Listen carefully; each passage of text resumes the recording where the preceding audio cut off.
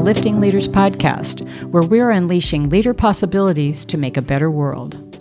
I'm Trisha Ryan, and together with Crystal Roberts, we're diving deeper into some of the complexities of the world's most critical challenges and exploring innovative ways of navigating through them.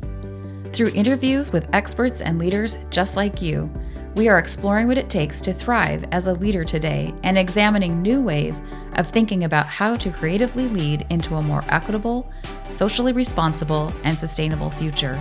And the future starts now.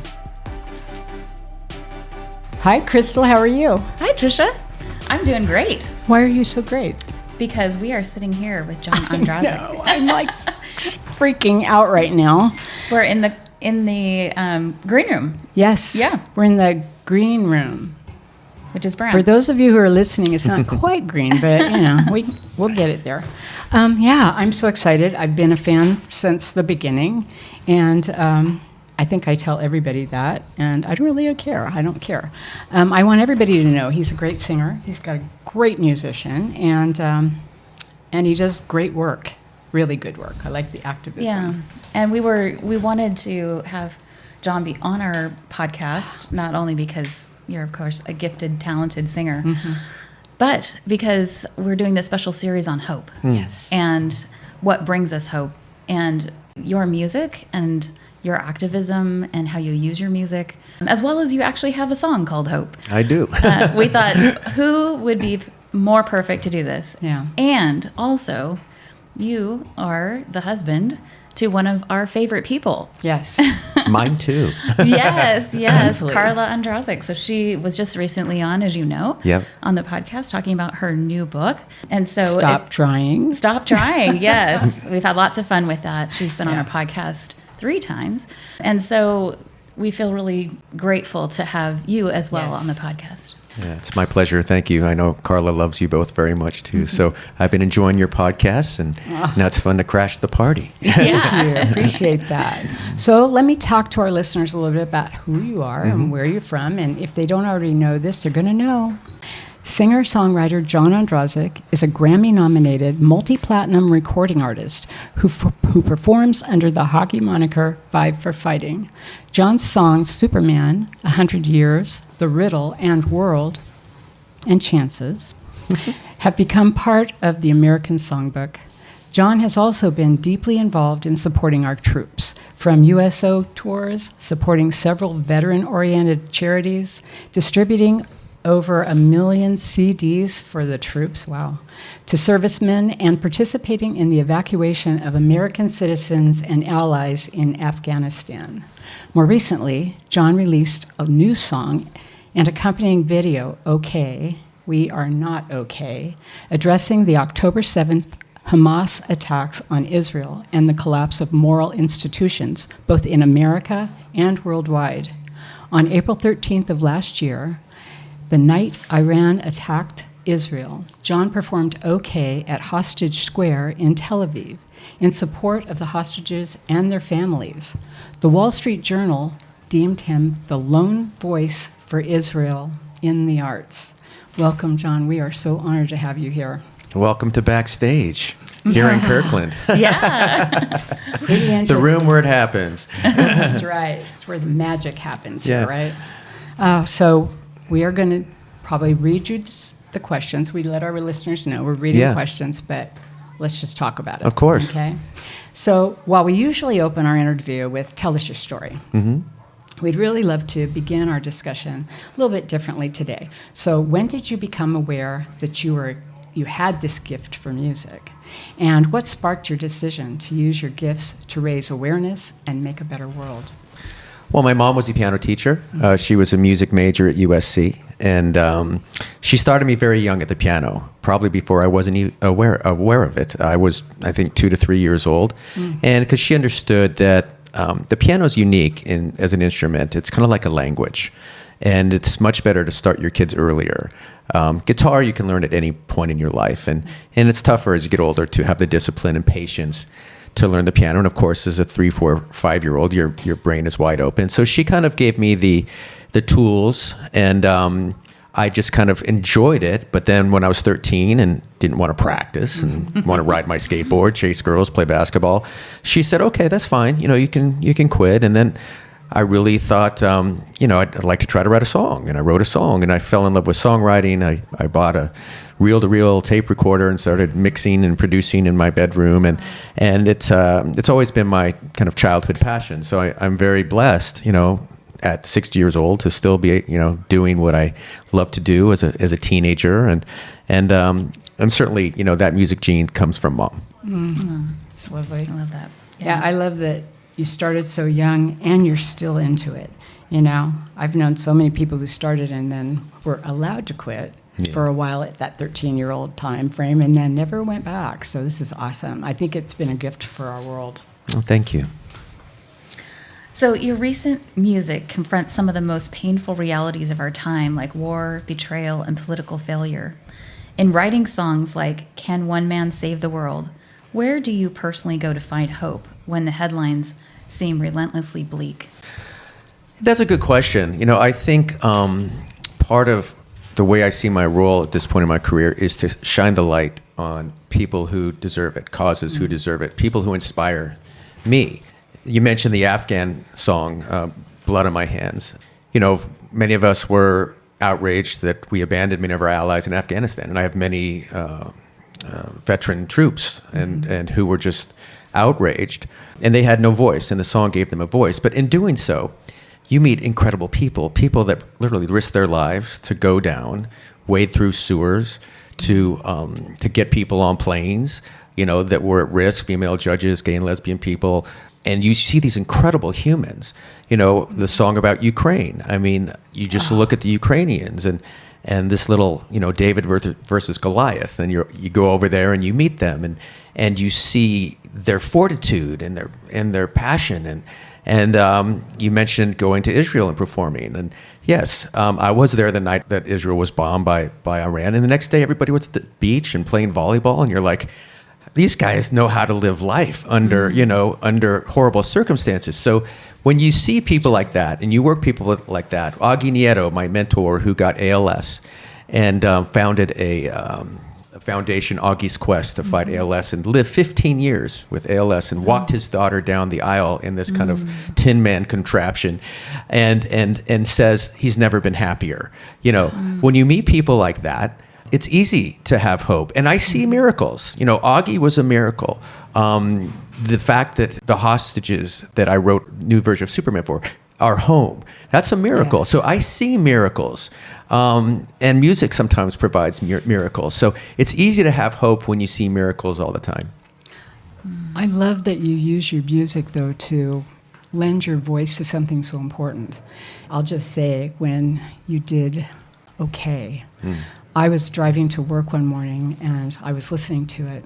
I drive to work really early. I'd get there before 6. And it was dark and it was crummy outside, and I had to pull over at the local Safeway and cry because it hit me so hard. I mean, we had just gotten all this information about it, and now you put out this song that really smacks the heart about what's really going on.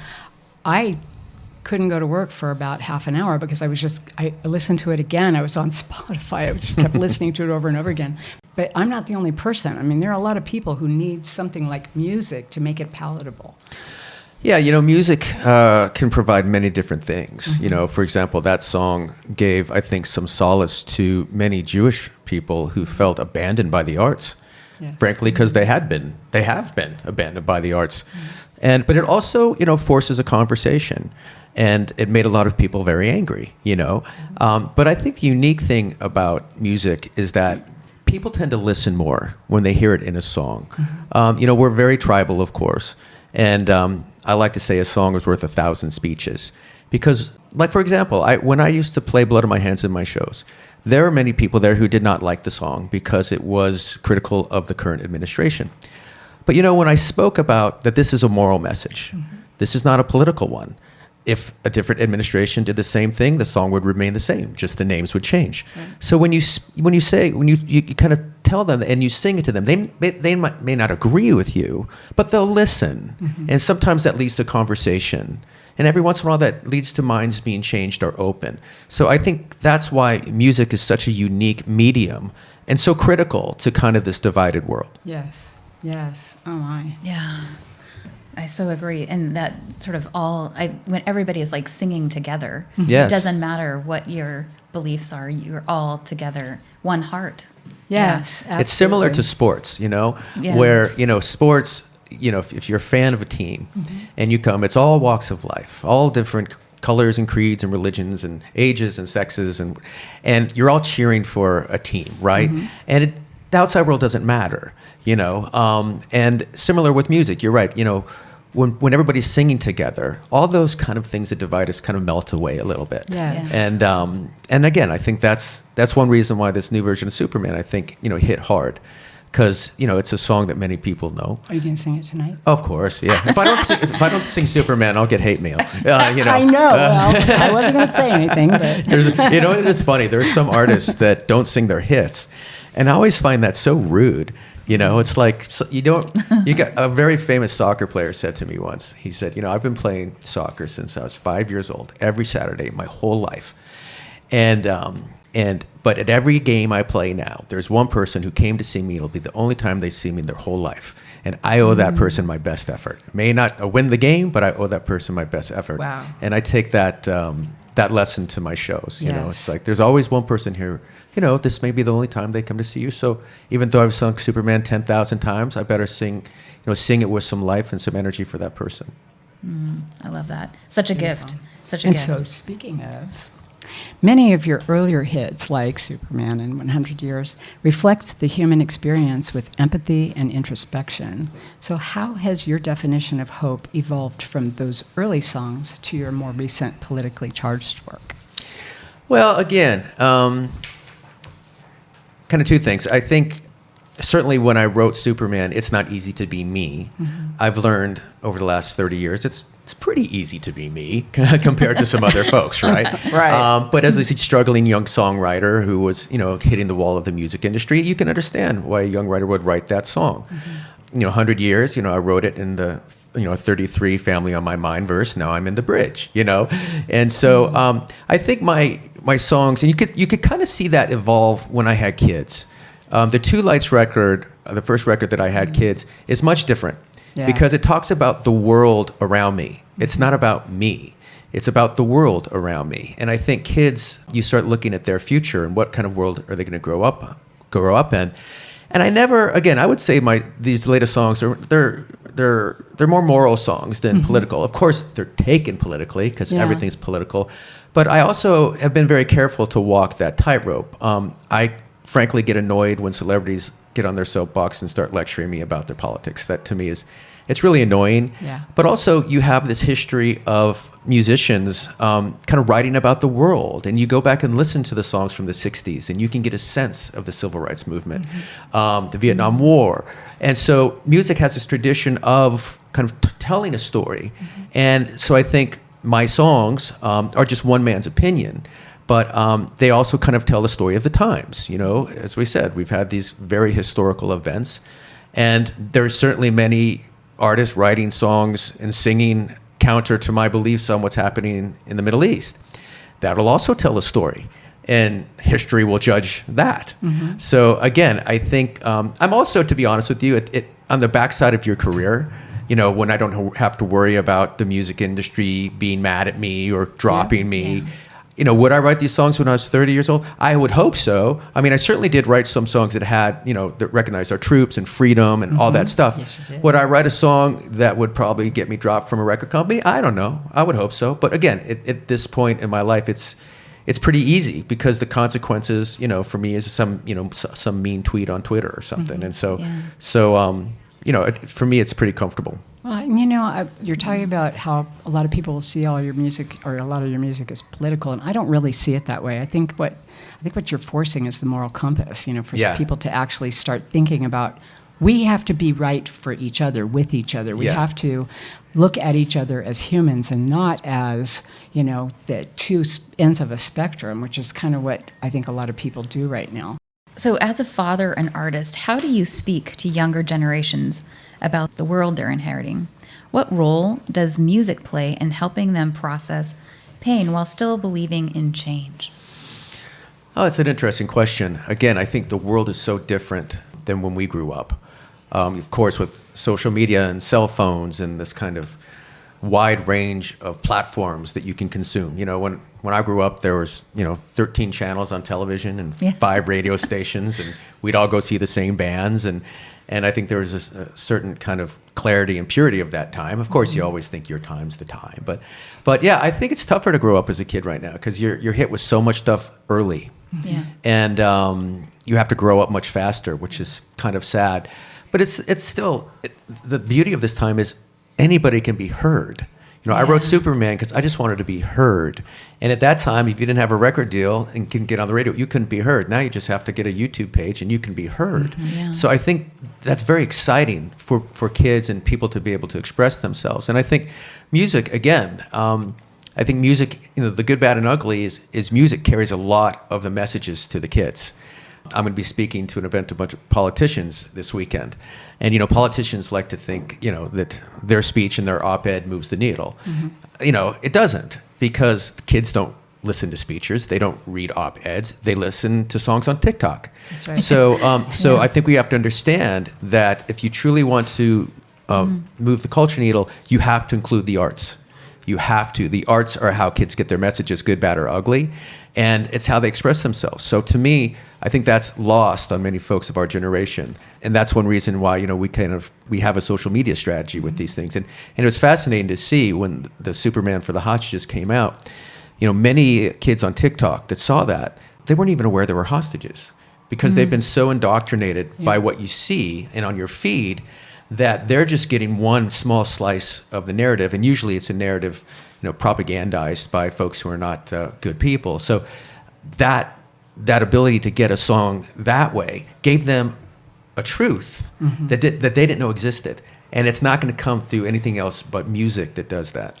And I think it's an important point to make. I think about all of the news that comes through 24/7, 365 in a million channels in different ways that we all numb ourselves to a lot of that. Yeah, it's true. And so, kids don't know a lot of things that are going on because they've sort of tuned it out. Unless it's got a melody, they're really not listening. So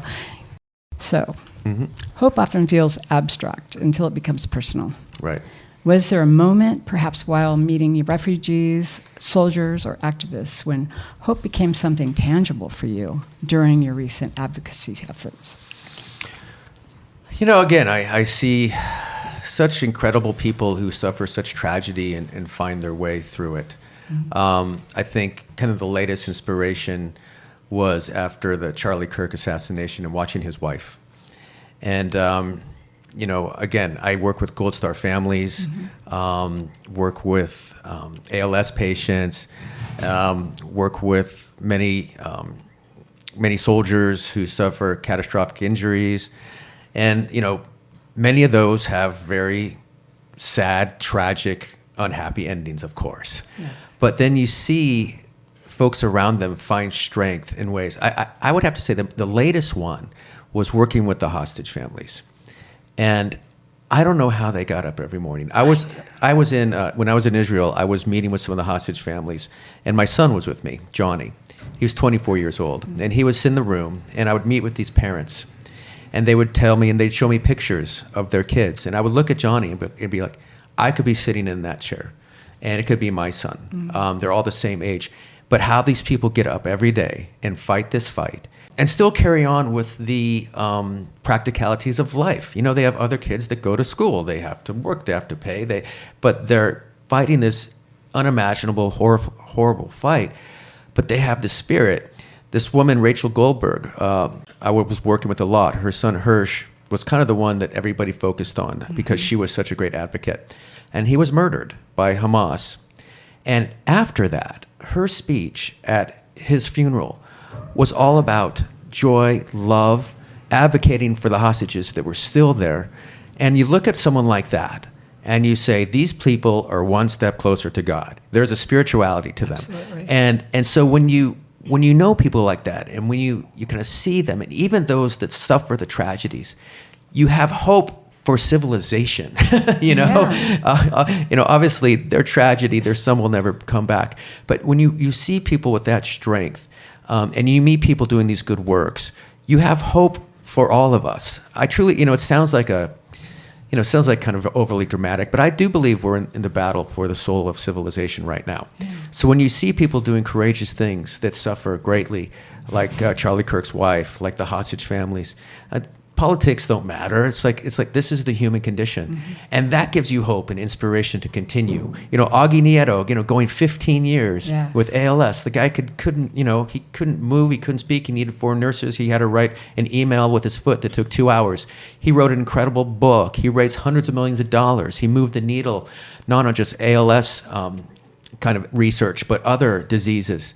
And through the whole time, he was telling jokes, with his foot. He would write this, the 10 best reasons to have ALS, and half the reasons were rated X. It's like he was. And when you have someone like with that spirit, that gives you hope. And I think it puts in perspective, we all have our woes, we all have our challenges, and some are very serious.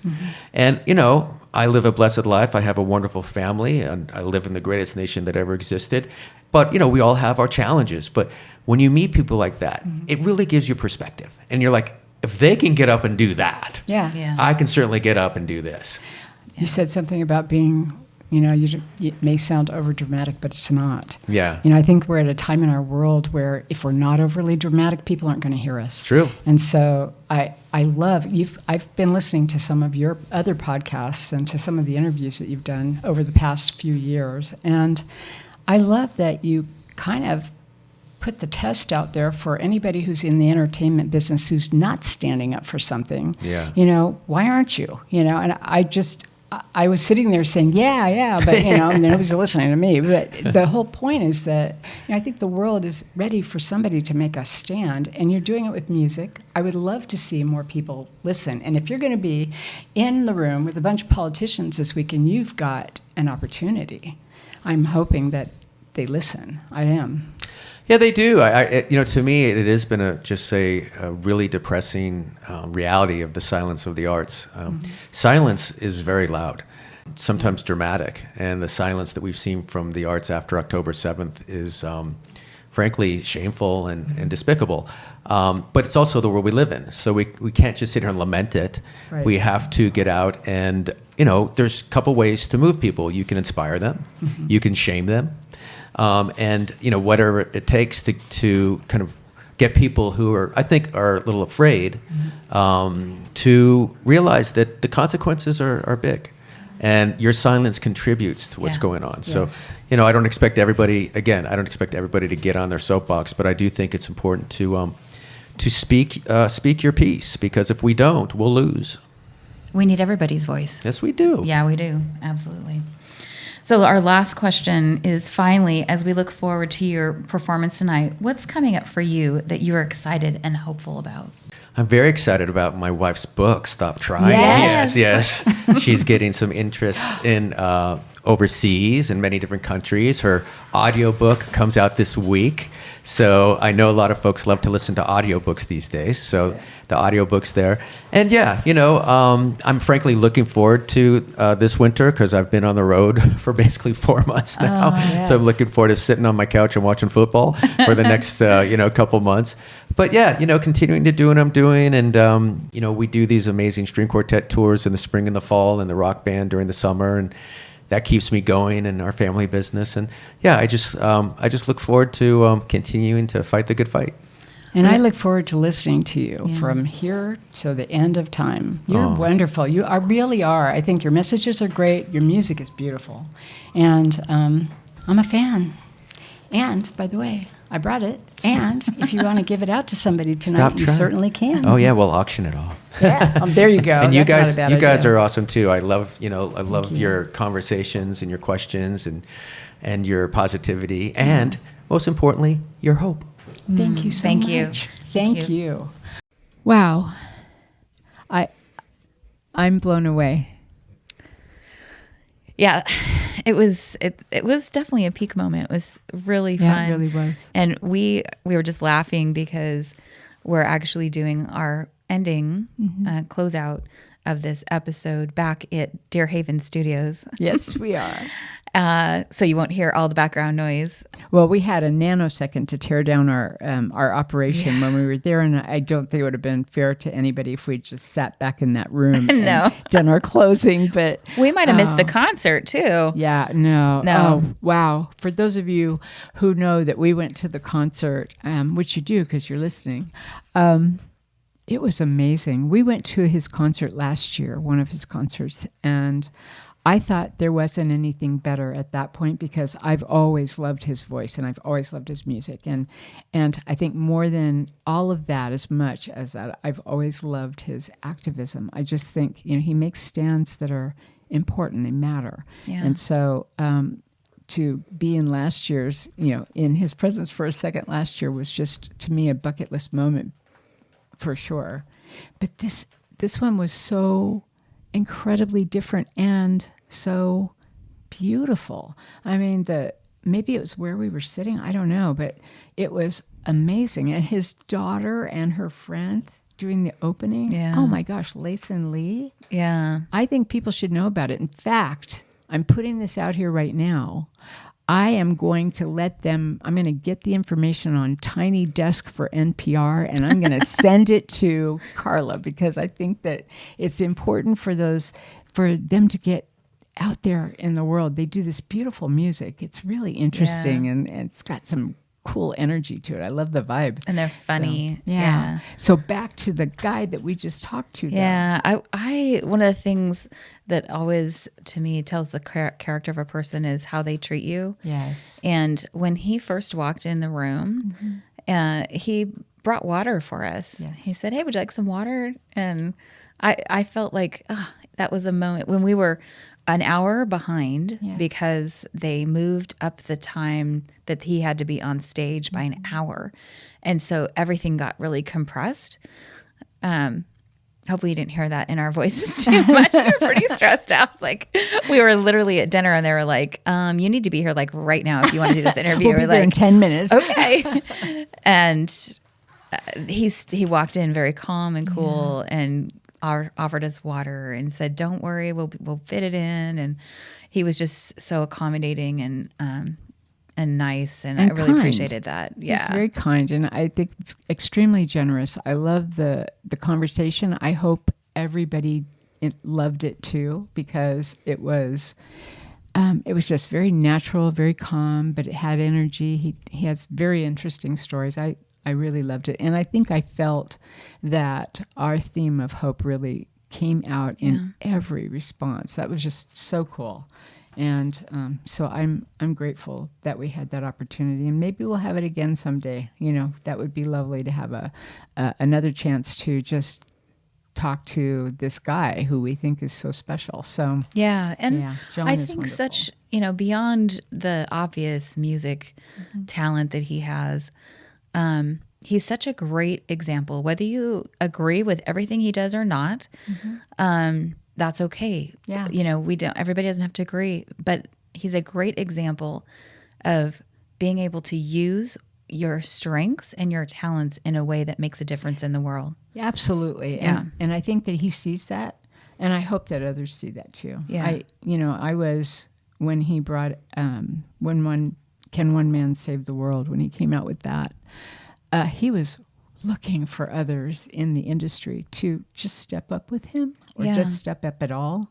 And I was so disappointed in the industry for that. I'm not in it, but of course I was looking for others to get on the bandwagon and say something because it really was. This is an atrocity, right? And so it's something that this is the Ukraine song. Yeah. Yeah. Yeah, and I watched that video, and I seriously, he's going to think, God, she must cry everywhere. But I don't. But I did start crying because they did that video in that wrecked plane, and it was so powerful. So powerful. So anyway, I just had such a good time with this interview, and we're so grateful to John Ondrasik for being on it. And we're also very grateful that Carla was in the room while we were doing that, and she was taking pictures and reels for us, which was amazing. Yeah, talk about another super generous, humble. She's wonderful. Just lovely, lovely person, and she just treated us like royalty, and we so appreciate together, it. they are one synced couple. That was cool. They're so good to each other. It's really cool. So, as we have said, hope is a verb, and for me, he's an inspiration to know what you stand for, know what your values are, and don't be afraid to go out there and talk about it, and always holding humanity and how do we treat other people with respect at the center and the core of it. At the end of your life, you're going to want people to remember you for those kinds of things that mattered, right? Yeah. Not that you went to work every day, right? Yeah. So it's wonderful. So let's keep that conversation going. Yeah. If you have questions or comments about the show, you can find us on all our social media channels at lifting_leaders. We have so many more exceptional podcast episodes coming up with more fantastic guests. So be sure to subscribe to our podcast on Apple Podcasts or wherever you listen. If you know someone who would find this episode inspiring, share it with them. Text them, email them, or take a screenshot and share it on your Instagram and tag us at lifting_leaders. If you're looking for help in developing your leaders or would like a growth opportunity yourself through leader coaching, please contact us through our website at www.liftingleaderspodcast.com. Thank you to Ari Chance Roberts for his technical support of our show. Finally, please take 30 seconds and follow us. It helps you because you never miss an episode, and it helps us because you never miss an episode. To follow us, go to Lifting Leaders Podcast Show on Apple Podcasts, Spotify, or wherever you listen. Then just tap the plus sign in the upper right-hand corner or click on follow. While you're there, if you'd be willing to give us a 5-star rating and review and share the episode with a friend, we'd be very grateful. Thank you, Crystal, for coming on this journey and being such an amazing part of it. Thank you so much for bringing us to John in that green room. It was just really fabulous. Yeah, it really was. Many thanks to you, our listeners, and we hope more and more listeners are here during this whole series that we've been doing, and certainly this episode and the first episode, right? All of them. Find ways every day to lift each other up. Have a fantastic week. Bye. So we just came from Salem, so. But then are you off for the holidays or something? I have to go to Vegas for a conference, but the band is done. Carla's going home. Yeah. Sure, that'd be awesome. We'll keep texting her and keep her, company while you're good, gone. thank you. Okay. All right. Well, thank you for doing this. No problem. We, just so you know, I don't know how much you care, but we do lightly edit, but we don't edit a lot. We like it to feel organic. Sure. So, but if anything does go awry, we can we can edit out, or we can pause, or whatever we need to do. Do you want to read the intro? You don't have to. I can read it. But We're recording. All good. We're rolling. We are recording. We're always recording. I've been watching. We do that in music too. Yeah. Especially when we're producing, like we don't tell if we're producing a singer, we never tell them we're recording everything. So when they're warming up, or singing a take, that they're very relaxed. And a lot of times that take ends up being the one we use. Oh, yeah. Because they're not overthinking it. Yeah. It's more organic. Yeah. I like that. I like that. When you were talking about reading the opening. In his bio. Oh, no, that's you. I screwed it up like 15 times today, so it's good. We'll have a good time with this. We also, which probably is obvious too, but we do, there's an opening that we're going to, that we'll dub in. We'll make it quick because you don't have a lot of time though. Yeah. Yeah. Okay. So, any questions before we get going? No. Okay. Cool.